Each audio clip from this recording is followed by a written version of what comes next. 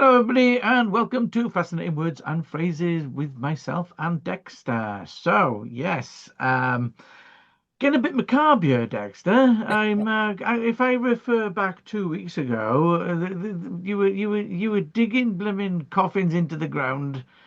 Then what's going on? You're not worried here. You haven't got something to tell me, have you? No, Eh? no, I'm not. I'm not going anywhere. I'm not. I just found this fascinating because, Yeah. as you said, we referenced the fact of Saved by the Bell, which had nothing to do with coffins and more to do with boxing, and it just so happened that this linked to it this idea of the graveyard shift.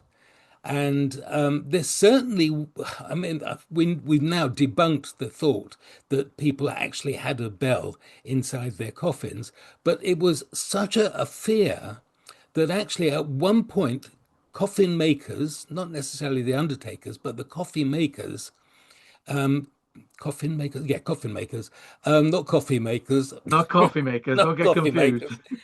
makers, coffin makers actually put windows in the side of the coffin so that they could see. People were feared of that, and I think it came from the Fall of the House of Usher. Do you remember that by Edgar Allan Poe? Yeah. Where and it, I think it was all about a fear of being buried alive. Right. And so whether that was a direct influence of that story or people were just fearful that they could be buried alive. Anyway, so that's nothing to do with graveyard shift, because there was another idea that the relatives would look after the coffin before burial overnight. But no, neither that is true. What the graveyard shift is, and actually it comes back to our old favorite maritime law and Okay. maritime situations, because the graveyard shift used to be that point in the day or in the evening when the last watch, so it really should be graveyard watch. And, being at sea, there wasn't any question about there were coffins or anything like that or burial.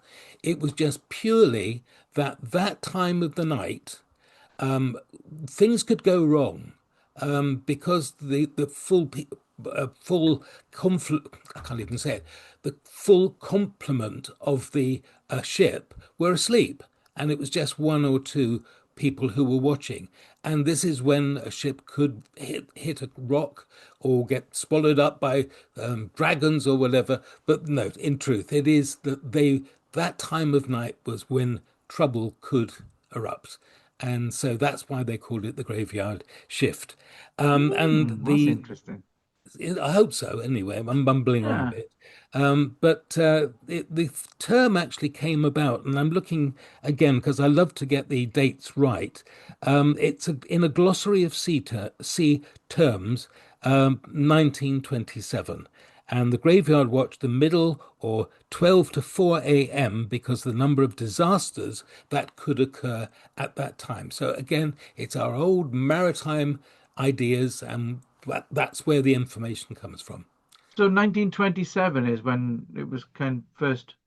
Well, that was when they first put it in the glossary of terms, Yeah. but it's the example is actually in another again a U.S. newspaper, which we talked about the last time. It's the Salt Lake Tribune, and that was June 1897 when it first Okay. came to the public eye. So it's not as old as what I thought it was. Then I thought it was No, going to be older than that. yeah, Yeah. It's a the it's a latter fairly new term. 1800. Yeah, Fairly new term in the sense of terms, yeah, or phrases. yeah. Very interesting. Yeah. Good. So not too morbid, I hope. And not nothing to do with graveyards. Nothing to do with graveyards. Well, that'd be very damn. There we are. So anyway, right. Well, thank you everybody for watching. I hope you enjoyed that. I hope that you enjoy our Wednesday pickup, which is just us two talking about different fascinating words and phrases. If you've got one you'd like us to talk about, then please drop it into the comments and we'll give you a mention as well. And yeah, that's it for now.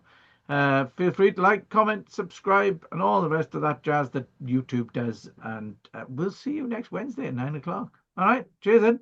Bye bye. Bye.